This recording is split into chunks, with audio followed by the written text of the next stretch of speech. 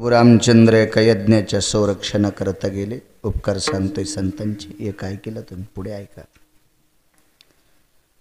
त्या यज्ञाचं संरक्षण झालं आणि त्या यज्ञाचं आयोजन करणाऱ्या महाराजांनी प्रभू रामचंद्रांना सांगितलं, रामचंद्र आपणाला मिथिलेला जायचंय. मिथिलेला गेले. मिथिला ही राजा जनकांची नगरी. जनकाला 1200 पत्न्या होत्या. मोठा राजा. जनकाच्या नगरीत प्रभू रामचंद्र गेले. स्वयंवर होतं तिथं. सीताई साहेबांचं लग्न होतं जनकाच्या मुलीचं. आणि त्या लग्नात ती नियमाची प्रणाली होती. हे कोदंड त्र्यंबक धनुष्य म्हणायचे त्याला. त्याला कोदंड त्र्यंबक धनुष्य. हे जो कोणी मोडीन त्याला माझी मुलगी माळ घालीन.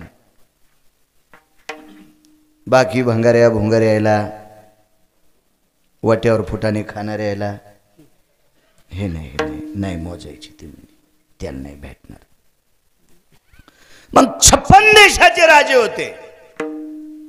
एक नंबरच्या खुर्चीवर लंकेचा राजा होता. तो सामान्य नव्हता बरं. रावण हे भक्ती क्षेत्रात अनन्य साधारण महत्व आहे. पण रावणाच्या 3.5 चुकामुळं सगळं मातीत गेलं. नाहीतर रावणाची विद्वत्ता मोजण्यासाठी ब्रह्मदेवाकडे तराजू नाही. रावणाची श्रीमंती वारकरी संप्रदायातल्या महात्म्यांनी वाखालली. तुका म्हणे ज्याची संपदा एवढी. बाकी एकाही माणसाची संपत्ती मोजली नाही संतांनी. रावणाची वाखालली. एवढा श्रीमंत रावण. दरारा होता रावणाचा. दबदबा होता, त्याचं वजन होतं रावणाचं.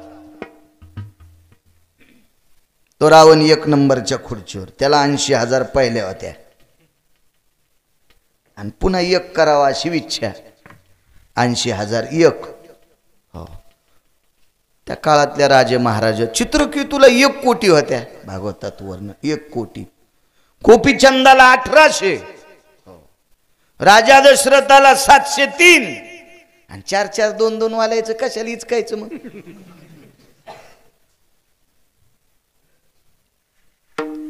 एक नंबरच्या खुर्चीवर. बाकीचे त्याच्या पुढं त्याच्या पुढं त्याच्या पुढं त्याच्या पुढं. सीतेनं सगळे राजे पाहिले. 1 नंबरच्या खुर्चीवर बसलेलं 10 तोंडाचं किडू तर तिला आवडत नव्हतं. पण नाईलाज होता हो. 2 गोष्टी पारतंत्र्यात आहेत. एक गाय, गोंदीकर बाबांनी, एक मुलगी. काका बांधल्या खुंटाशी धेनूचे चरणे, दिल्या घरी राहणे लेकीचे हो. बापानं ज्या घरी दिले त्या घरचा संसार करणं या देशातल्या माऊलीचं काम. आणि ज्या दावणीला वैरण टाकली त्या दावणीचं गवत खाणं, वैरण खाणं गाईचं काम पारतंत्र्यात आहेत. तिनं विचार केला, आपल्या बाबानं हा कोदंड धनुष्य त्र्यंबक धनुष मोडण्याचा पण ठेवलाय. आणि हे धनुष्य मला वाटते रावण मोडू शकतोय असं सीताई साहेबांचं मान. आणि खरंच रावण धनुष्य मोडत होता ना. रावण धनुष्याचं भिरभिर करायची ताकद होती रावणात. रावणाला म्हणायचंच नाही कोण्याच पुराणिकानं की रावणाला धनुष्य मोडत नव्हतं. गोंदीकर बाबा हे मूर्खपणाचं टोक आहे. झाले गुरुजी, सांगू तुम्हाला मुद्दा. हे मुळात धनुष्य शिवजीचं. मुळात धनुष्य योगेश बुवा भगवान शिवजीचं. मग भगवान शिवजीकडचं हे धनुष्य विश्रांतीला ठेवल्याच्या नंतर मस्ताळलेले हत्ती साखळीनं धनुष्याला बांधित होते. आगा मत्त कुंजराचे निस्थिता, कोदंडाती भय गलाश्रिता, पदाम चौंगिया चौंगिया स्थिता, भास चिकळे. हे हलकटाचं वाक्य काय? अधिकाऱ्यांचं वाक्य. मत्त झालेले हत्ती 84 हत्ती त्याला बांधले साखळीनं. तर 24 घंटे यांना दिल्या 6 फूट सरकत होत. 84 हत्तीनं 24 घंटे पिळे घेतल्या 6 फूट सरकत होत. 6 फूट. किती जड असेल ते धनुष्य होय काकडे. किती धनुष्य असेल. आणि तितकं जड धनुष्य शंकर खांद्याला अडकीत होते. काय खांदा असेल त्या शिवजीचा. आणि ते धनुष्य खांद्याला अडकून शिवजी नंदीवर बसत होते. आता सांगा बरं नंदीची ताकद किती असेल. तो का असा तसा नंदी थोडाच होता. बायकोनं पाठिलेला दळणाचा डबा आणणार. हा हा ह्यो दळ्या नंदी झाला.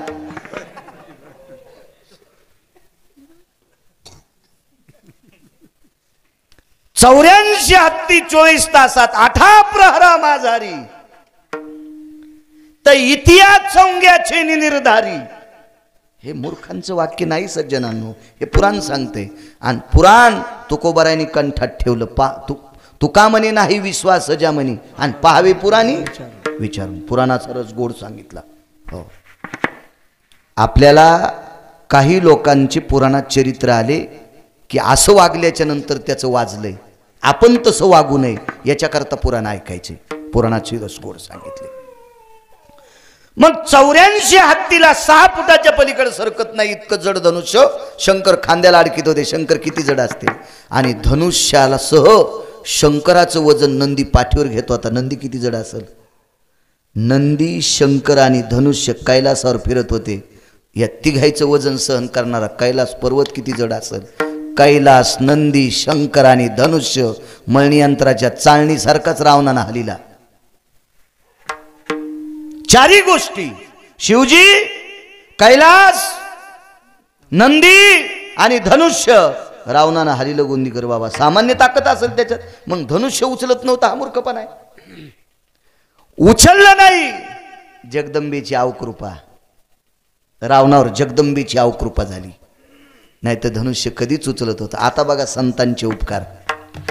ज्या वेळेला रावण धनुष्य उचलणार त्यावेळेला सीतेचा चेहरा नरूस झाला. हे संतांना कळतंय. कुंतीच्या कपाळावरचं कुंकू रुसले हे भीष्मांना कळालं. आणि सीतेचा चेहरा हा नरोस झालाय एका ब्रह्मवेत्याला कळालं. शुक, याज्ञवल्क, दत्त, कपिल मुनी हरीशी जाणवणी हरी झाले. 4 ब्रह्मवेत्यापैकी एका ब्रह्मवेत्याचं चरित्र तुम्ही इथं ऐकता शुकाचार्यांचं महाराजांच्या मुखारविंदातून. आणि याज्ञवल्कल्य नावाचे ब्रह्मवेत्ता राजा जनकाकडे राहत होते. काय अधिकारी असेल जनक राजा. ब्रह्मवेत्ता त्यांच्याकडे. ब्रह्मवेत्ता ब्रह्मवेत्ता हो. त्या ब्रह्मवेत्यांनी सीतेकडे बघितल्याबरोबर लक्षात गेलं, सीते जी गुरुदेव बोलवलं. भाई आज तुझं लग्न होणार आहे. ह्या राजातला कोणीतरी एक जण धनुष्य उचलणार आहे, ते कोदंड मोडणार आहे. आणि लग्नाच्या दिवशी नवरी किती प्रसन्न असावा. तिनं सांगितलं, गुरुदेव 1 नंबरच्या व्यक्तीशिवाय कोणी धनुष्य उचलू शकत नाही आणि तो मला आवडत नाही. आणि याज्ञवल्क्यानं सांगितलं, बाई त्याच्याशिवाय दुसरं कोणी धनुष्य मोडू शकत नाही आणि मला त्याच्यासोबत लग्न करायचं नाही. याज्ञवल्क्यानं सांगितलं, बाई याच्यातला आवडतो कोण तुला. आता आल्याला सगळ्यात शेवटी आलता, खुर्ची पण नव्हती. नैव अधिष्ठिता जाय हो येत रघुवंशास्त तेवचहा. 56 देशाच्या राजांच्या खुर्च्या लागलेल्या. दशरथ राजाला आमंत्रण नव्हतं. ते का नव्हतं त्याच्यासाठी एक कथा ऐका. फार सुंदरशी कथा, पण ती आज नाही सांगत. आता जाऊ दे, आज नकोय.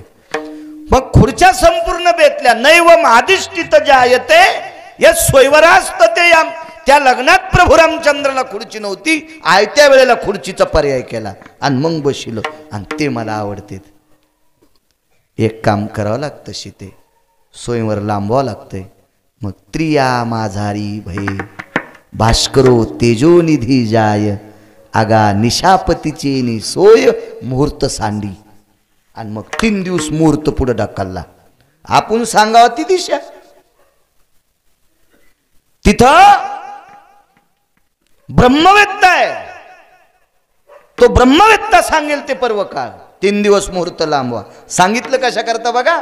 बाईला देव आवडत होता आणि देव शेवटच्या क्रमांकाला होता.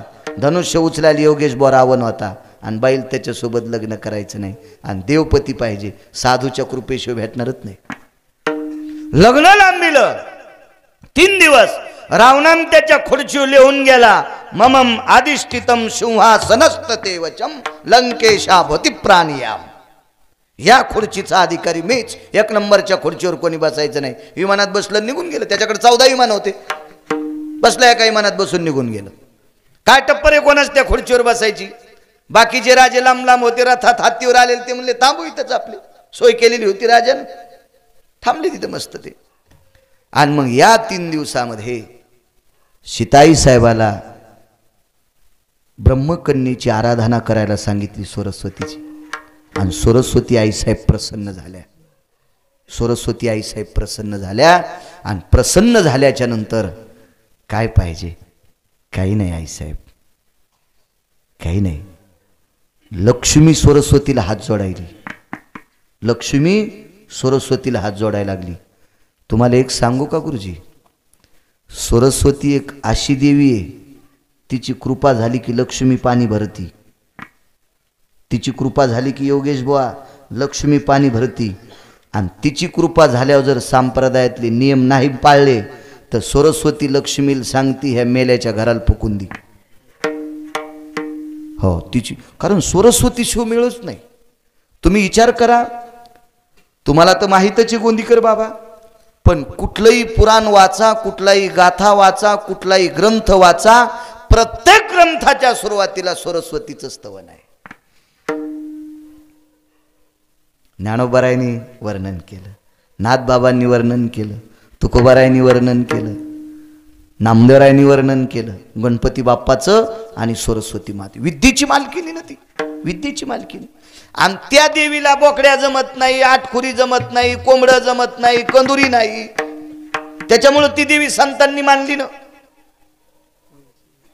आपल्याकडे बऱ्याच लोकांना तोंड सुख घ्यायचा नाद आहे आणि देवायला बदनाम केलं. आता 2 देवी पसली हिंसा बंद केली. आदरणीय हरिभक्तीपरायण गुरुवर्य वयोवृद्ध तपोवृद्ध भगवान महाराज आनंदगडकर त्यांनी 2 ठिकाणच्या देवी पसली हिंसा बंद केली. वाघरुळचीन पुढला कुठलं गाव रे? नांदापूर एक गाव. 2 गावातली देवी पशी हिंसा होत होती, गुरुजी बंद केली. तर त्या बाबांना किती पुण्य लागलं मला नाही सांगता येणार. हजारो यज्ञाचं पुण्य. नामनिष्ठ मुक्त कैवल्य सद्गुरू भगवान बाबा आनंदगडकर वयोवृद्ध, त्या परिसरातलं वारकरी संप्रदायातलं रत्न आहे ते रत्न. त्यांनी ते बंद केलं, बंद केलं. मला सांगा, ज्या देवीला बोकड्या लागतो ती तुम्हाला काय देणार आहे? ज्या देवीला आठखुरी मेंढी लागती ती तुम्हाला काय देणार आहे? म्हणजे तीच भिकार चोट आहे ना.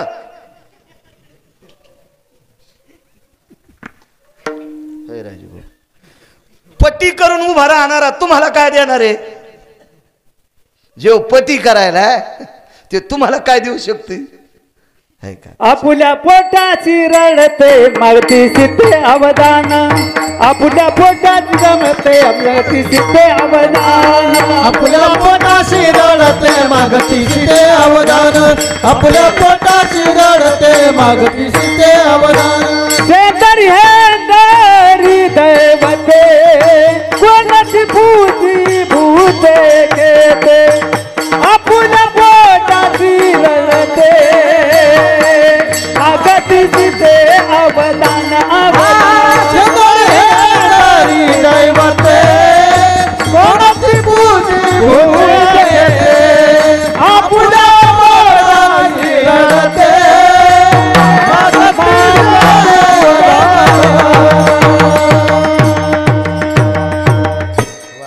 शेंदरी हंदरी दैवते कोण पूजी भूते केते. जे स्वतःच्या पोटाकरता भीक मागते ते तुम्हाला काय देणार आहे? मला सांगा, एक जण म्हणला आमच्या भाषेला पोरग नव्हतं, मग ती मसुबाला मेंढी कापल्यावर तिला पोरग झालं. त्या भाषीचा मामा काऊन नाही कापला?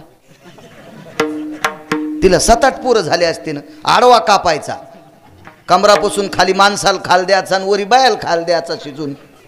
7-8 पोर आपण मग त्याच वरून पडले असते त्या भाषीला. बोकड्या कापला हिवराचा पाला खाणार.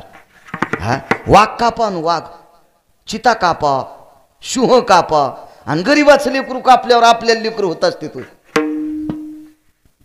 देव्यात त्या बघायच्या ज्या देवीला संतांनी मानले. देवीचे काव्य सुद्धा तेच गा. कोणते भंगार काव्य गात जाऊ नका, कानात गाठी होत्या तयार. तू विटेवरी सखये बाई वो करी कृपा, सावळे सुंदरी वो करी कृपा, ओ करी कृपा उजळ कुळदीपा मार्ग बहु सोपा येऊन लवलाही सच्चित आनंद अंबाबाई ओ करी कृपा सच्चित आनंद अंबाबाई ओ करी कृपा बाईच्या अंगात आलो होते नाही राजे भाऊ असं म्हणल्यावर येत नसते अंगात याचं बी मला लय म्हणता येते मला कळत नव्हतं तेव्हा मी ते म्हणलो आता म्हणत नाही कारण वारकरी संप्रदाय मला नाव ठेवील ते म्हणल्यावर विठाला विठाला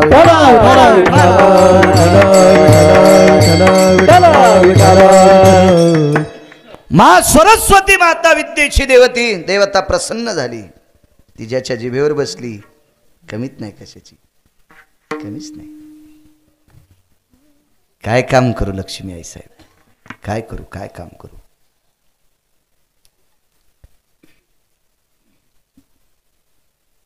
कशा करता मला आमंत्रित केलं तुम्ही काही नाही रावणाला धनुष्य उचललं नाही पाहिजे सोपं काम आहे म्हणजे चंडिका बोलवा 3.5 कोटी चंडिका 51 पीठ त्याच्यापैकी आपण गोंदीकर बाबा नशिबवान आहेत आपल्या महाराष्ट्रात 3.5 पीठ आहेत अर्धपीठ वणीची सप्तशृंगी माता कोल्हापूर तुळजापूर आणि माहूर हे 3 पूर्ण पीठ आणि अर्धी ते पीठ हो हे 3.5 पीठ मुख्य संप्रदायानं मानलेली हो वेदशास्त्र पुराणात ज्याचा मतीत अर्थ आहे अशी अशी अशी जगदंबा हो बाकी बसिलेल्या मोठ्या काही त्याचे रूप आहेत मंठा असेल काही त्या जगदंबेचे स्वरूप आहे ते असे अशा बऱ्याच ठिकाणी काही देवता इथं गोलट गावला औरंगाबाद पशी तिथं भगवान परशुरामानं रेणुकेला घेऊन एक मुक्काम केलता असे काही क्षेत्र आहेत ना फार फार इतका महाराष्ट्र पवित्र आहे आपल्याला इकडं तिकडं नक हो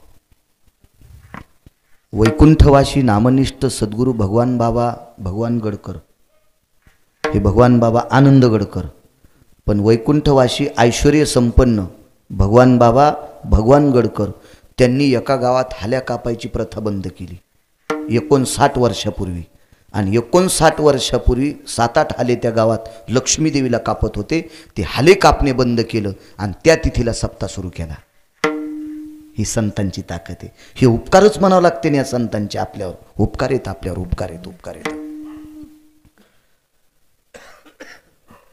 3.5 कोटी चंडिका आमंत्रित केल्या 3रा दिवस उजळला लग्नाला सुरुवात झाली आणि धनुष्य उचलण्यासाठी रावण मस्तीत पुढे आला कारण त्याला माहित होतं हे धनुष्य मी भिरभिऱ्यासारखं उडीणार आहे काय सांगू आता संतांचे उपकारा रावण धनुष्य उचलीत असताना सीतेनं जगदंबेला सांगितलं वरी अदृश्य रूपात बसा दिसत नव्हत्या आणि त्याच्यावर बसलेल्या आता रावणाला धनुष्य उचललं नाही थोतरावर पडला अपमान झाला रावण निघून गेला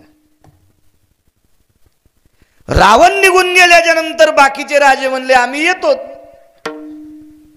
तर राजा जनकानं सांगितलं आता तुम्ही उचला ना नाही म्हणले आम्हाला सीता लेकी समान आहे आम्ही सोयीवर बघायला आलतो हे नाही तोंड पुराले अंगूर आंबट असतात ही पहिल्यापासून प्रथा आहे हे बाकीचे राजे धनुष्य उचलून सीतेसोबत लग्न करायला चालते पण मेळ नाही बसला त्याला वाटलं आता हत्ती वाहून गेला आणि शेपुड्यान काय यांना द्यावं हा पुरात हत्ती वाहून गेला आणि बोकड्या दाढी हलू लागला मी जातच नाही नको येड्या बाकीचे राजे म्हणले याला मेळ बसन आपल्याला काय धनुष्याचा मेळ आहे नाही आपण बघायला आलतो मग बघायला आले ना होऊस तर थांबा बशिले प्रभू रामचंद्राचा नंबर लागला बघा कृपा संतांची सीतेनं चेहरा बारीक केला आणि याज्ञवल्क्याने विचारला आता काय नाराजी तुझी रावण तर गेला ना बोंबलत नाही म्हणे पण त्यांचे हात किती कोमल आहेत राजस सकुमार मदनाचा पुतळा रवी शशिकळा लोपलिया पाहिलिया वेध लावी बैशेजीवी जडोनी आगनित लावण्य तेजपुंजाळती रत्नकिळ फाकती प्रभा कानडाव विठ्ठलू कर्नाटकू तेने मज लावी लावेदू रूप पाहता लोचनी सुख झाले हो साजनी पाहता श्रीमुख सुखावले सुख डोळियाची भूक नवजे माझ्या इतका सुकुमारे इतका कानी कुंडल मकर आकार एवढा सुंदर देव एवढा आणि त्यांच्या हाताला धनुष्य किती रुतन याज्ञवल्क्याने सांगितलं सीते आत्तापर्यंत एकही राजा माझ्या दर्शनाला आला नाही, पण राम एक असा देव आहे, असा राजा आहे, देवानंतरचा शब्द, असा राजा आहे, माझं दर्शन घेतल्याशिवाय धनुष्य उचलायला जाणारच नाही. सभेत सगळ्यांना जागेवून प्रणाम केला प्रभू रामचंद्रानं. काय सांगू आता संतांची उपकारा. आणि मग महर्षी याज्ञवल्क्यांकडे गेले आणि त्यांच्या चरणावर डोकं ठेवलं. चांगल्याच्या पायावर डोकं ठेवायचं, चांगलं व्हायचं. तुम्हाला सांगू का चांगल्याच्या जवळ राहण्यातली फायदा. घरात उंदीर दिसला की किती माळी गळ्यात असू द्या तरी तो मारी तूच. ते पोते फोडीतन का आहे का नाही, ते काही टोकरीतन ते तसा नाही मारता आला तर पिंजरा लावून धरीन, खटका लावून मारीन. आता तर पेपरच आलेत, त्याच्यावर 2-3 शेंगदाणे टाकायचे योगेश, त्याच्यावर गेलं की त्याचे पायच आखडत येत. ते गंजात तळमळ करतं, 7-8 लेंड्या पडल्या की झालं काम त्याचं. काय पडणार आहे दुसरं उंदराचं. मग सकाळी द्वारका उचली ती की फेकून देते ते उंदीर. हा कुठे किती मारी असू द्या, त्याच्या घरात पोते काय उथान लाव ह्या उंदर आहे ना. मातुड्याचं घर असल्यावर तर खडेच करायले, उंदीर मारीत येतच. पण तेच उंदीर दगडाचा करान गणपतीपाशी ठेवा. चंदनंच महत्पुण्यम अक्षदंच महत्पुण्यम गंधास्पांतो ऐक नाही देवा. लगेच मोदकम समर्पयामि. बाकी इकडं तिकडं उंदर गेले की खपकेच खातेत, पण गणपती बाप्पाच्या जवळ गेले की पूजा स्वीकारतेत. म्हणून उंदराला सुद्धा गणपतीपाशी गेल्यावर पूजेचा मान भेटतो. म्हणून 2-2 पायाच्या उंदरांनी सुद्धा चांगल्यांच्या जवळ गेलं पाहिजे. विडाला विडाला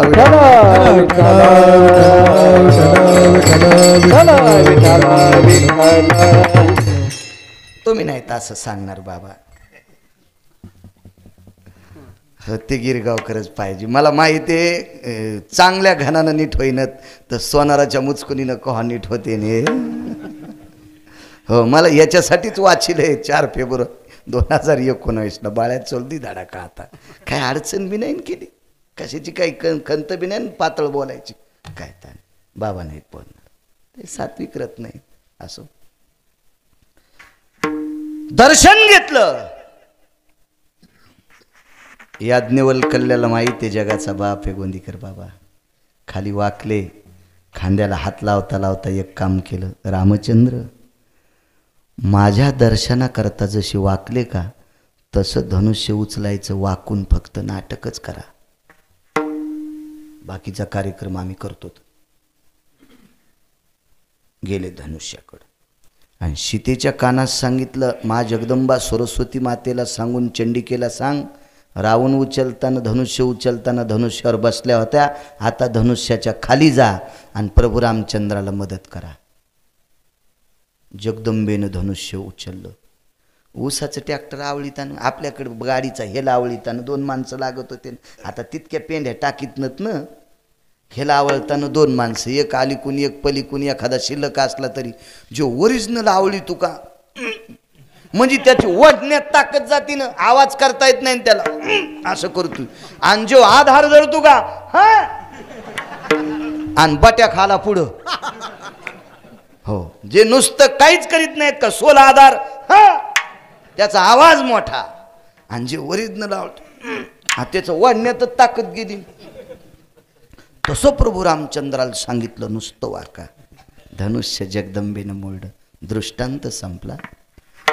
दुराचारी व्यक्ती, आपल्या संस्कृतीमध्ये अभ्यास कमी असला तरी चालेल, पण आपली स्वतःची बायको सोडून जगातल्या प्रत्येक स्त्रीला पराविया नारी रखुमाई समान मानिलिया धन काय वेचे, मालकांचा पुरावा आहे. आपली स्वतःची पत्नी सोडून जगातल्या प्रत्येक स्त्रीला आपण मायन बहीण म्हणलो तर आपले पैसे जळत आहेत का, आपली संपत्ती जळती का, जमीन वरपळती का, बँकेतलं अकाउंट पेटतं का आपलं, ह्या गोष्टी चांगल्या. मग अशा या गोष्टीतून बाजूला पडलेला रावण होता. रावण हा एका पुराणाचा जर इतिहास सांगायचा झाला तर एका पुराणिकाचं मत आहे रावण हा अतृप्त आत्मा आहे. म्हणजे रावण एवढा श्रीमंत पण त्याला दुसऱ्याचं सहन होत नव्हतं. एका माणसाला 250 क्विंटल सोयाबीन झाली, डोसक्याला हात लावला. एक जण गेला म्हणले, काय सोयाबीन 250, गेल्या वर्षी 150 झालती, औंदा 250, मग खुश व्हायला पाहिजे ना. ते म्हणला मला 250 भाव द्या हो, त्याला 40 क्विंटल काऊन झाली. याला अतृप्त आत्मा म्हणायचं.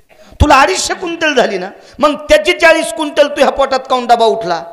रावण हा फार सार्वभौम श्रीमंत राजा, पण दुसऱ्याचं न सहन होणारा अतृप्त आत्मा. आणि सीतेला तो नको वाटत होता आणि त्याच्याशिवाय धनुष्य उचलत नव्हतं. मग सीतेला जे नको वाटत होतं ते झालं, याज्ञवल्क्यांची कृपा. आणि जगाचा मालक जो आवडत होता तोही महर्षी याज्ञवल्क्यांच्या कृपेने हरिप्राप्तीशी उपाय धरावे संताचे ते पाय. साधूनेच्याच कृपेनं सीतेला प्रभू रामचंद्र भेटले. हे सीतेचे तिच्यावर सीतेचे साधूचे उपकार आहेत. काय सांगू आता संताचे उपकार, काय सांगू आता संताचे उपकार, काय सांगू आता संताचे उपकार, काय सांगू आता संताचे उपकार. हा माप उपकार संतांचे. परवाला संक्रांत झाली. एका संक्रांतीच्या दिवशी एका बाईनं हत्तीवर बसून वाण दिलं. काय सांगू आता संताचे उपकार. सांगतोय किती उपकार योगेश बुवा संताचे. हत्तीवर बसली बाई, जिवंत हत्तीवर नाही, चिखलाचा हत्ती तयार केला. तिच्या पोर आहे ना 100 होते ना, एक एक गोळा आणला, 100 पोर आहे ना, तर केवढा मोठा हत्ती होईल. चिखलाचा हत्ती तयार केला. चिखलाचा हत्ती वाळला, त्याला लाकडाची चाकं बसवली, त्याच्या गळ्यात दोर बांधला. हत्तीवरती माऊली बसली. ती काही सामान्य स्त्री नव्हती, ती राजाची पत्नी होती. तिचं नाव होतं गांधारी. हुशार, सात्विक, चतुर. आणि हत्तीवर बसून वाण आपल्या जावेला दिलं.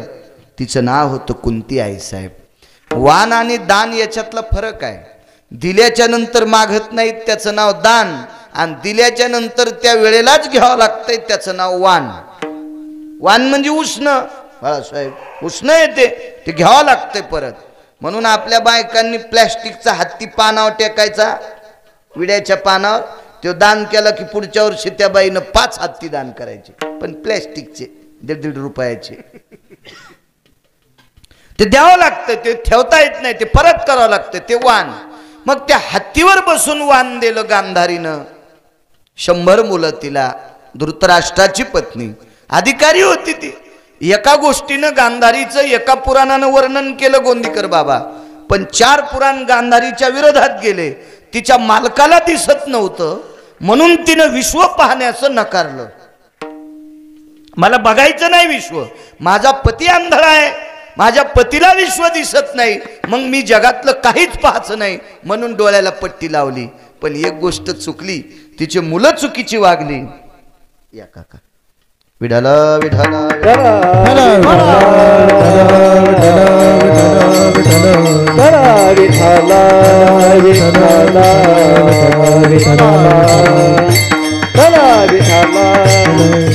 आदरणीय राजेंद्र काका सुद्धा आले, त्यांना सुद्धा धन्यवाद.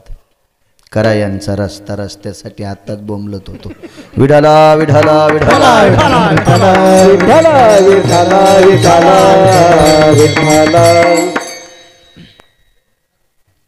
एका पुराणानं तिचं वर्णन केलं, नवऱ्याला दिसत नाही म्हणून जग पाहणं बंद केलं. मालकावर प्रेम केलं, त्याबद्दल दुमत नाही. पण काही पुराण गोंदीकर बाबा असे विरोधात गेले. हिचे मुलं नालायक होते. नवऱ्याला मुलांचा नालायकपणा दिसला नाही, पण आईला दिसत होता. तिनं जर डोळ्यानं बघितलं असतं, मालकाला सांगितलं असतं आपली पोरं भ्रष्ट वागायलेत, तर महाभारत घडलं नसतं. पण हिनं डोळ्याला पट्टी बांधल्यामुळं काही पुराण गजमल दादा तिच्या विरोधात गेले. विठाला विठाला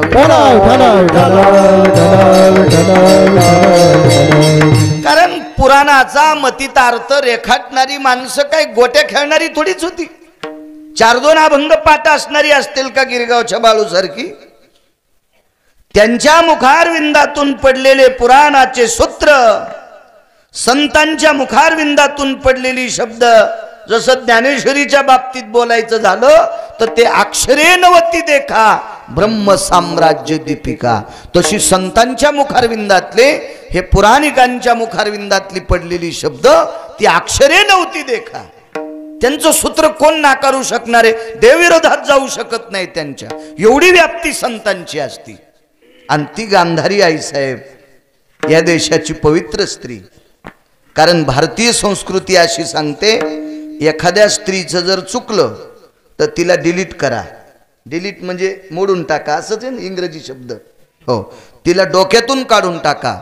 पण भारतीय संस्कृतीतल्या स्त्रीला पुरुषाला नाव ठेवायचा अधिकार नाही, असा पुराणाचा संदेश आहे. संदेश आहे असा.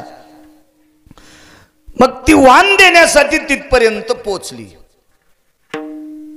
कुंती आईसाहेबांना वाण दिलं. संक्रांत आटपली. संक्रांत होऊन 1-2 दिवस गेले आणि बघता बघता आजाराने पंडूराजाला ग्रासलं. कुंतीनं पाहिलं आपल्या मालकाकडं. आपले मालक पुढच्या संक्रांतीपर्यंत वाचू शकत नाहीत. आवाज दिला, धर्मा, जी आई साहेब, हे पार्था. पार्थ म्हणजे अर्जुन. आवाज थोडासा गोड करा, मोठा. हे पार्था, जी आई, बाळा, द्वारकेतल्या मालकाला बोलवतोस का रे? जी आई, जी जी. तो जी म्हणत होता. एक सांगू तुम्हाला, जो मायबापाला नीट बोलतो ना, त्याला जगातल्या कुठल्याही महाराजाच्या नाही पाया पडलं तरी पुण्य लागतंय. जो आई वडिलाला गोड बोलतो का, आई वडिलाला गोड, आणि जो आई वडिलाला नीट बोलत नसेल, त्या भडव्यानं किती भजन करू द्या, किती कीर्तन ऐकू द्या, किती भागवत ऐकू द्या, त्या हरामखोराला कवडीचं पुण्य नाही. कवडीचं पुण्य नाही. हे मी सांगणार नाही गोंदीकर बाबा. देहूतल्या मालकांची पात्रता इतकी मोठी आहे, मी 15-20 दिवसापासून सांगायलोय पुरावा. आहे की नाही रे सुजय?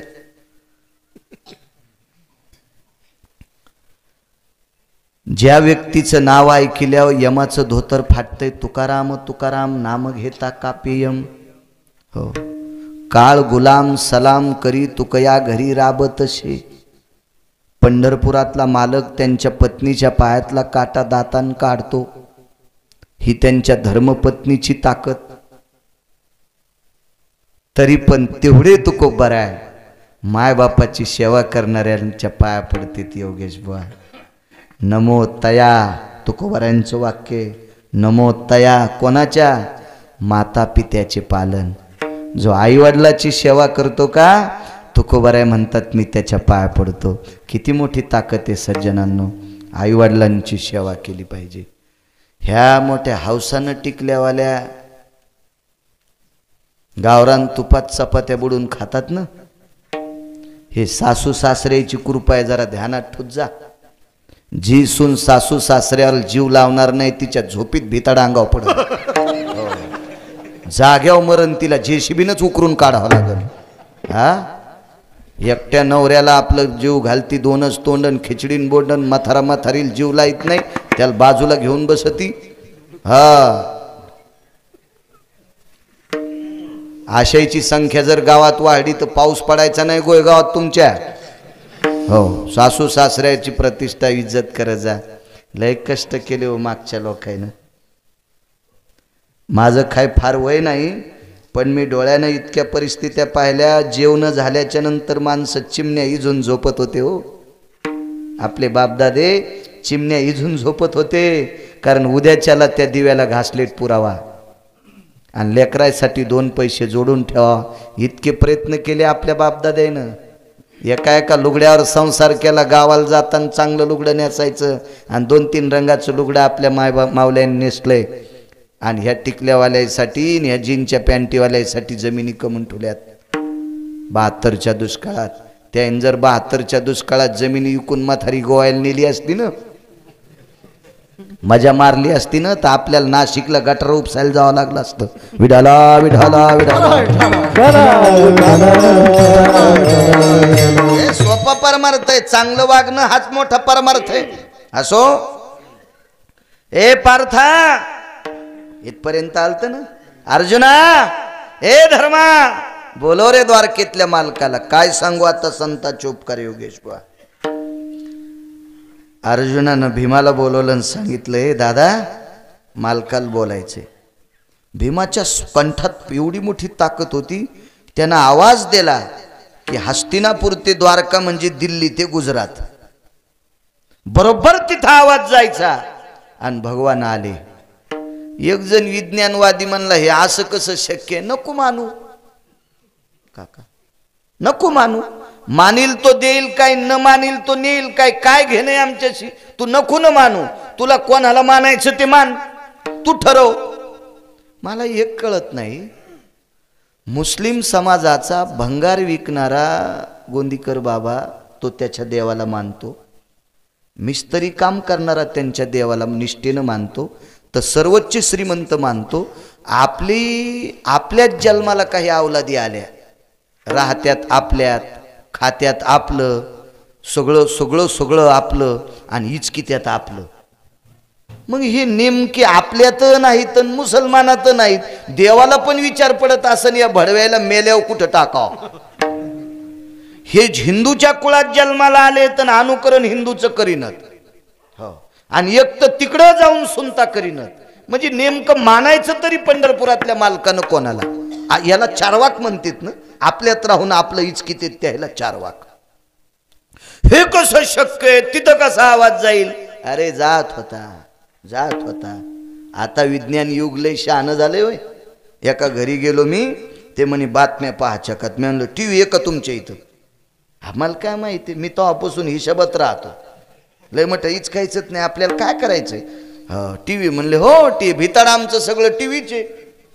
हो, 11.5 x 22 टी व्ही, बटन डोळे मिचकिले की टी व्ही सुरू झाली. त्या टीव्हीचे सेन्सर त्याच्या डोळ्याचे जुळलेले. अहो पेट्रोल पंप थंब लावल्याशिवाय सुरू होईना. ह्या काही काहीचे मोबाईल येत ना भिताडासारखे, अहो बापाच्या हातात गेल्यावर मिळत पळण, ते पोरालाच त्याचं लॉक माहीत. हो, मग त्या काळातले लोक काय साधे असतील का? घरी बसल्या बसल्या आंधळ्याला टीव्ही दाखवित होतो. व्यास कृपा दीपकु संजय झाला. काय कुरुक्षेत्रावर झालंय ते घरी बसलेल्या आंधळ्याला संजय टीव्ही दाखवित होता. काय ताकद असेल ती. आवाज गेला द्वारकेच्या मालकाला हजर. काय आत्याबाई, नातं किती गोड होतो. पंढरपुरातला मालक कुंतीचा भाचा आहे. कुंती पंढरपुरातल्या मालकाची आत्या आहे. पंढरपुरातली मालक अर्जुन, मालकाची बहीण अर्जुनाची पत्नी आहे. अर्जुन सख्खा मेवना आहे. किती मोठ्या माणसाची नातं, किती मोठ्या माणसाची. आपण कोणालाही मोठं म्हणतो. हे भंगाऱ्या भोंगाऱ्याला मोठं म्हणी जाऊ नका. मोठं कोणाला म्हणायचं? जो आपल्याला मोठं करतो त्याला. हो, झाडाखाली सोयाबीन वाळतच नाही, पण तिला शेंगा लागत नाहीत. हा, झाडाखाली ऊसाला किती बी पाणी द्या, त्याला 4च्या वरी पेरेत लागत नाहीत. 5वं पेरा असं मुरकुल्यावानीच झाडाखालच्या ऊसाला, झाडाखालच्या सोयाबीनला. झाडाखालचा कापूस वाळत नाही पण बोंड धरीतच नाही.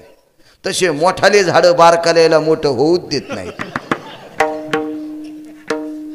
आणि काय म्हणून मोठं म्हणायचं मग त्याला? मोठा पंढरपुरातला आपला, सगळ्यांचा मोठा पंढरपुरातला, काशीतला मोठी संत येतं, हे आपल्याला मोठं करतो. आल्याच्या नंतर सांगितलं, कृष्णा जी आत्या पाय तुझ्या मामांकडं. आत्ते मामा होते पडलेले, ते हलील पायाला हात लावून. काय सांगू आता संतांचे उपकार. तर कमरापासून खाली लुळुपुळू शरीर झालं. तर काका काय नव्हतं राहिलं, काय नाही. कुंतीनं सांगितलं, कृष्णा अरे जावेनं काल वाण दिले रे मला हत्तीवर बसून, आणि पुढच्या संक्रांतीला तिला वाण परत करायचंय, म्हणून एक संक्रांत होईपर्यंत कपाळावर कुंकू असावा. टस टस टस टस डोळ्यातून पाणी आलं. कोणाला सांगू लागली? पंढरपुरातल्या मालकाला. कृष्णा एक संक्रांत होईपर्यंत कपाळावर कुंकू पाहिजे रे, मग मी गांधारी ताईचं वाण परत करीन. ठीक आहे आत्या. यमराज जी मालक, आमच्या आत्या मामाला आयुष्य किती आहे? उद्या दुपारा 12:30 वाजता जाणार आहेत. बाण लागला कुंतीच्या काळजाला. काल परवा संक्रांत झाली आणि 12:30 वाजता उद्याला मालक जाणार आहे. कसल्या पुढच्या संक्रांतीला वाण देता येते? नाही देता येत आपल्याला. काही जमत नाही का रे माग पुढं? नाही जमणार मालक. बऱ्याच लोकांनी फॉर्म पाहिलाय, मृत्यूचं पत्र पाहिलंय, आता नाही काही खाली माग पुढं करताय. ठीक आहे म्हणले, येतो आत्या. या म्हणले कृष्ण. धर्मानं विचारलं, आई नरोष आहेस? हो रे बाळा, उद्याला मालक जाणार आहेत. रात्रभर झोप नाही, रात्रभर. पहाटे उठल्या, स्नान आटपलं, पूजा नित्यनेम आटपला. अर्जुनाला सांगितलं, पार्था पितामहाला बोलवतोस? आणि अर्जुन भीष्माचार्यांच्या शिबिरावर पोचले, प्रणाम केला. गुरुदेव बोलवलंय आईसाहेबांनी. कोणी? पृथक्की ना. पृथक्की म्हणजे कुंती. कुंतीचं नाव पुराणातलं पृथक्की. अहो कविता इतक्या गोड होत्या हो. पुराणाची भाषा कवितेत पण दिलती. आता 1964 ला पदाचारी मिशन संस्था भारतात आली आणि त्यांनी पाठ्यपुस्तक निर्मितीवर गाला घातला. आणि आता ह्या 7-8 वर्षामध्ये पाठ्यपुस्तक निर्मितीचा खेळीच केला.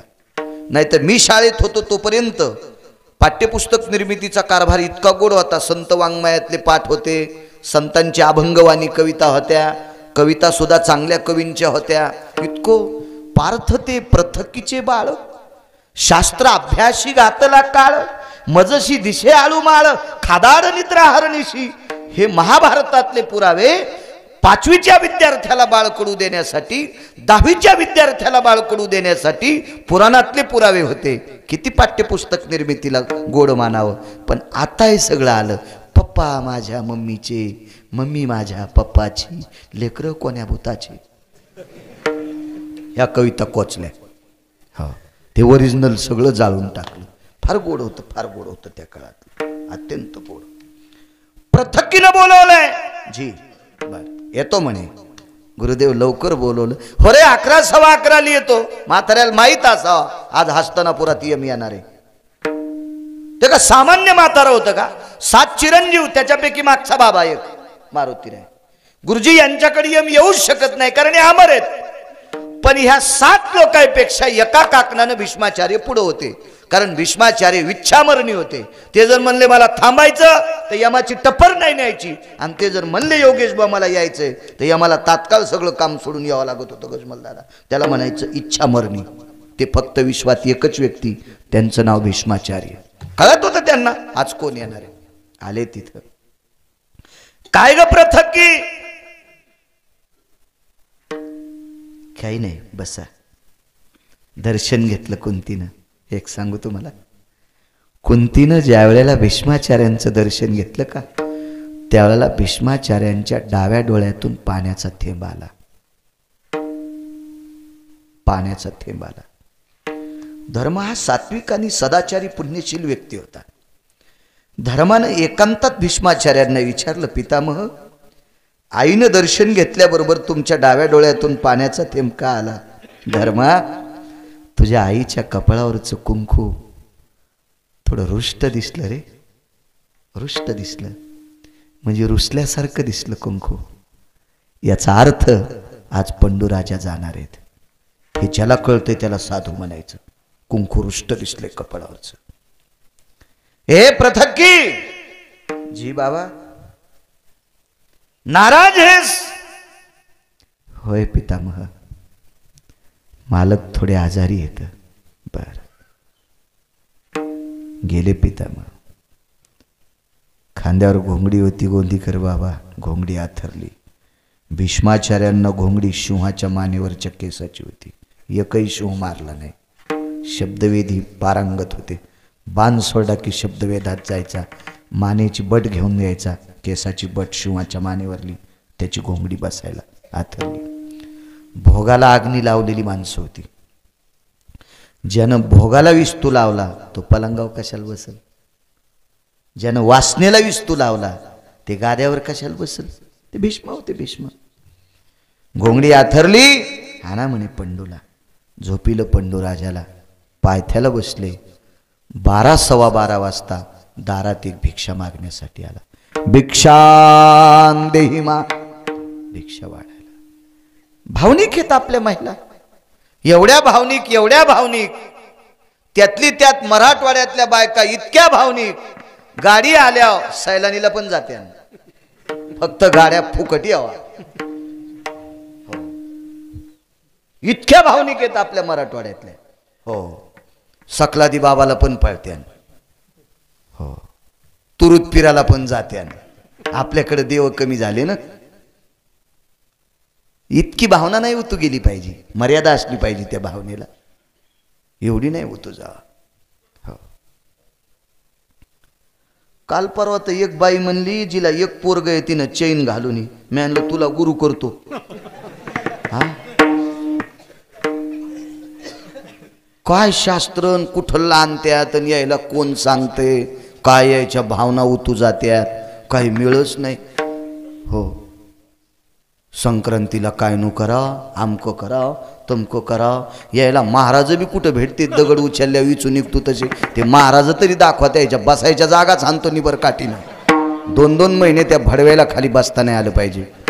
शास्त्र म्हणेल ते सांडावे, ते राज्यही तृण मानावे. मी तर म्हणतो ज्ञानोबराय तुकोबाराने जे सांगितलं ते आपण आचरणात आणायचं. भडव्यानं सांगितलेलं आपण काय आचरणात आणायचं. विठाला विठाला विठाला.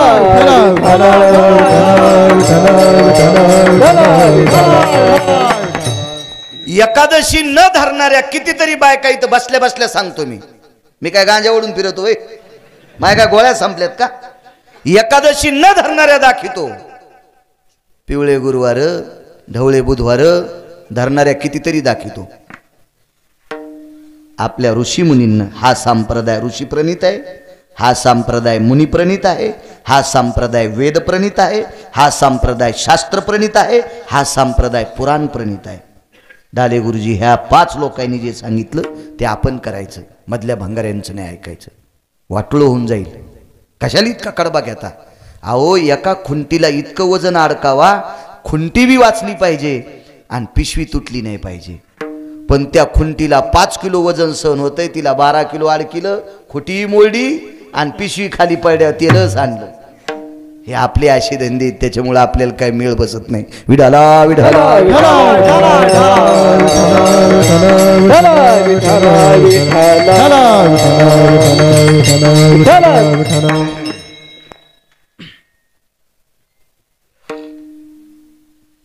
सव्वा 12 वाजता भिक्षा मागण्यासाठी एक व्यक्ती आला. लय भावनिक हो, लय भावनिक. मी नुसतं एखाद्या कीर्तनात सांगावं मला आमकं आमकं केलं, मी अशी अशी दोरी दिल्यावर तमकं तमकं होतंय, मला घरी बसल्या बसल्या पैसे मिळतील. रांगच हाय का बाळू घरी, हाय का बाळू घरी, हाय का. मला दोरे कमी पडतील इतके पैसे लागतील दोरे आणायला. हो, सुरूच सुरू सुरू सुरू सुरू सुरूच. काय आपण किती मोठ्या राज्यातली माणसं आहेत. वाघिणीचं दूध पिणारी माणसं आहेत आपण. ज्ञानोबर आहे, तुकोबर आहे, नामदेवर आहे, चोखोबर आहे, नाथ बाबा, सावता बाबा, शेना महाराज, रविदास महाराज, कबीर महाराज, मीराबाई, जनाबाई, मुक्ताबाई, सखूबाई. अशा संतांचा वाद ज्या राज्यात आहे त्या राज्यातली माणसं आपण आहेत. वाघिणीचं दूध जो चपाती चुरून त्या दुधात खालाय, शुहीन येली गोंदीकर बाबा काका, शुहीन येली, आणि वाघिणीच्या शुहिणीच्या दुधात चपाती चुरून खालाय, तरी शेपुडी पाळली. तुळशी खाला, तुळशीच्या बाजूलाच मेखरवली, तिथंच बांधली. पार करांडी ती तुळस ती. मी म्हणलं आता तुम्ही वाघिणीचं दूध खाल्यान शेपुडी कशाला. बब्याला ऊन लागल्याच्या नंतर त्याच्या कानात शेळीचं दूध टाकायचं, बोकड्या घालू बब्याच्या कानात. बोकड्या वाघिणीचं आणि शुहिणीचं दूध प्यायला ऊन लागत असतं का. तसला आपला नुसता हलकट पोकळपणा झाला आपला. आपला भाव शिळ्याकडी कशी फसफस उतू येते असा भाव आपला कोणीकडे उतू चाललाय. कोण्या राज्यातली लोक आहेत आपण. ज्या राज्यातल्या मालकाला ज्या विश्वातल्या जगाच्या मालकाला, ज्या राज्यातल्या नामदेवरायानं थरथर कापावा, पाषाणाची मूर्ती कापे थरा थरा जेवे भरा भरा नाम्या संगे, विटेवरचा मालक नामदेवराय पुढे थरथर कापला, मांडी खालून खाली भोईला बसला आणि नामदेवरायाच्या ताटातलं खात होता. अशा राज्यातली माणसं आहेत आपण. भाकडवाद कशाला ऐकायचा? इथं ऐका पुराण, सरळ सरळ सरळ सरळ पुराण ऐकायचं अशा महात्म्यांच्या मुखारविंदातून. आमची इथं भागवतकार आले, हे होते ना फकरू महाराज आहेत ना गावातले, हे उतू आले तुमचे बनले पैसे. हो, मी म्हणलं भागवतकार कुठे आहेत? ते स्टेजच्या मागं जाऊन बिडी ओढू लागली. अरे मी म्हणलं हे गाव जाळीत ना रे गिरगाव. हो, मी बरं झालं शोधला राहायला आलो, नाही तर यायच्यासोबत मी बी हरपळन. एक बोललं तर ते लिपस्टिक लाईत होतं वाटाला आणि मग भागवत सांगत होतं. वक्ते बाबा म्हणायचे, पुरुषानं 2दा आरसा बघावा आणि स्त्रीनं जीवनात दिवसात 3दा आरसा बघायचा. जी बाई भिंगापशी जास्त जाती का तिच्या भाकरीत केस गवसतीतच, तिच्या पिठल्यात केस, तिच्या भाजीत, म्हणजे कव्हा दाताळ तिच्या उशालात ना. हा, भाकरी करताना इचूर नको, काठोटीत नको टाकू उंड्यात. हो, कामिनीयाम त्रिदर्पणो भय जाया पुरुषाम दिवत दर्पण असतात ते वचम नैवम गांजा कसम लिखितम. हे गांजा फुक्यान लिहिलंय का? हा का गोट्या खेळणाऱ्यानं लिहिलंय? या बा, पुरुष जर जास्त नटत असल तर वैकुंठवासी धर्मभास्कर वक्ते बाबा म्हणायचे, हा माणूस जरी असला तरी याच्या स्त्रीत्वाचा भाव आहे, म्हणून हा जास्त नटायला लागला. विठाला विठाला विठाला. चांगल्यांच्या मुखारविंदातली कथा ऐका, उद्धार होईल तुमचा. हरिदासा मुखे मालकांचं वाक्य, हरिदासाच्या मुखारविंदातलं श्रवण झालं की आपल्याला मोक्ष प्राप्त होत असतो. चला, 12:15 वाजता दारात भिक्षा मागण्यासाठी व्यक्ती आला. कुंती आई साहेब म्हणल्या, धर्मा जी आई सूप घेऊन ये. सूप सांगितलं. गोंदीकर बाबा धान्यात सूप खूप शिलं आणि कुंती दारातल्या महाराजाला वाढायला गेली. पण ते महाराज लय रगील होतं. ते म्हणला, लग्न झालेल्या स्त्रीच्या हातचं घेत नाही. लग्न जरी झालं नसेल, लग्न करायचं असेल प्रकाश बुवा, तर त्याच्या हातचं घेत नाही. मला 2च लोकांची भिक्षा लागते, एक तर ब्रह्मचारी एक तर संन्याशी. काय भाव माझ्या कुंती आई साहेबाचा. याच्यावर सांगत होतो, भाव उतू जावा पण येडा नाही. असा कोणीकडे बी नाही उतू गेला पाहिजे, खाल्लं गाव वाहून झाला. हिशोबात असला पाहिजे भाव, हिशोबात हिशोबात हिशोबात. इतका आनंद योगेश बुवा कुंतीला, माझ्या दारात अनुरागी मागायला आला आणि आज एक ब्रह्मचारी घरात आहे. त्या ब्रह्मचार्याचं नाव भीष्माचारी. अंथरुणावर बसलेले होते घोंगडीच्या. पंडूराजा पडलेले आहेत, पायथ्याला घोंगडीवर बसलेत आणि कुंतीनं सांगितलं, पितामह दारात आलेला अनुरागी सिद्ध आहे. मनानं उपमा दिल्या, तो अनुरागी आहे आणि तो यती ब्रह्मचारी किंवा संन्यासाच्या हातची भिक्षा पाहिजे. आणि योगायोगानं तुम्ही आमच्या घरी येत, तुम्ही त्या महाराजाला भिक्षा वाढा. तो काय म्हणा पितामहानं? पृथ्वी त्याला म्हणावं 12:30च्या नंतर वाढतो. कारण हिला वाटत होतं महाराज, पण ते महाराज नव्हतं ना, ते दक्षिणेचा राजा होता. तो यम होता, यम महाराजाच्या रूपात आलता. 12:30 वाजल्याच्या नंतर कुंती आई साहेब म्हणल्या, महाराज थांबा ना. आता काय थांब म्हणे ती, येतो मी. ते भिक्षेला आलत नव्हतं, हिच्या मालकाचा प्राण काढायला लागतं. दृष्टांत संपला. भीष्माचार्यांनी आम्हाला आवाज दिला, हे दक्षिणाधिपते यमराज, आयुष्य किती दिवस? आता 12 संक्रांती. म्हणून आपली जुनी लोक शिकलेली नव्हती, पण ते म्हणायचे एक आणि टळली की 12 वर्ष ताण नाही. असं एक मन होतं बरं आपल्याकडं. मला वाटतं ते फार काही शाळेत जात नव्हते, पण विवेक संपन्न होते ना, माणसं माणसात बसत होते ना. आता शेजाऱ्याचं काय चाललंय मोबाईलच्या नादात काहीच कळलं. आमची बैलगाडी, परमेश्वर काका आहेत ना, बैलगाडी सोडली आमच्या दारात. आमच्या तिथून ट्युशनला पोरण पोरी जातात. राजभाऊ बाबा ते तुम्ही बांधलं ते कळणच ना तुम्ही. हो ना हो ना हो, ते सोडा बनते ते सुधरण ते. हो, आता तर लय वाढोळ कीर्तन करतो. अहो एक पोरग मोबाईलच्या नादात आमच्या गाडीच्या आखरीवच गेलं, त्याची 1.5 इंच मांडी फाटली. ते म्हणला इथं लावित असतात का? मी म्हणलं कुठं, छतावर ठोका गाडी, तुला दिसत नाही का? हा 37 फुटाचा रस्ता आहे ना. मला नादात कळलंच नाही मोबाईलच्या, इतकी पागल अवलाद. कळलं ना बाजूला कोणी, इतका मला सांगा, रस्त्याने चालताना जो बैलगाडीवर जातोय ह्यो कलेक्टर होऊ शकतो का? ह्यो मायबापाला घुमवायलाय. ते बिचारे लोकांचे काम करू करू ट्युशनला पैसे द्याले आणि हे बैलगाड्यावर चढ, कशावर चढ, चुंबळ्या. आणि म्हणून आपला विवेक हरपलाय. माणसांनी माणसाच्या सानिध्यात जावं. त्याच्यासाठी सप्ते आहेत, त्याच्यासाठी नवरात्री आहेत, त्याच्यासाठी गणपतीचा उत्सव आहे, त्याच्यासाठी हे संप्रदायातले कार्यक्रम आहेत. निदान या निमित्तानं तरी एकूण एकाजवळ येत जा, ह्या निमित्तानं तरी येत जा एकूण एकाजवळ. अशी तर आपण बोलायला तयार नाहीत एकमेकाला. असो, 12 वर्षांच्या संक्रांती आता वाण द्यायचा. दृष्टांत संपला. कोणाला सांगितलं होतं आधी काम? पंढरपुरातल्या मालकाला. यमाला विचारलं जमतंय? नाही. तुम्ही म्हणताल मग देवात पावर नाही का? देवात पावर आहे, पण बायोडाटा पाहून. देव तुमचा बायोडाटा तपासतो आणि त्याच्यात जर तुमचं भलं असेल तर ते सांगतो भलं होणार आहे. बायोडाटा बदलायची ताकद देवात नाही. कर्मे श्रीराम वनवासा गेला, पण तुमच्या प्रारब्धाचा बायोडाटा चुरगाळा करून इस्त्यात फुकून द्यायचा आणि तुमचं चांगलं करायची ताकद संतात. एक संक्रांतीला वाण देऊ शकत नव्हती बाई, 12 संक्रांतीला जावाला वाण दिलं. ही भीष्माचार्य नावाच्या साधूची कृपा. म्हणून पहिल्या कडव्यात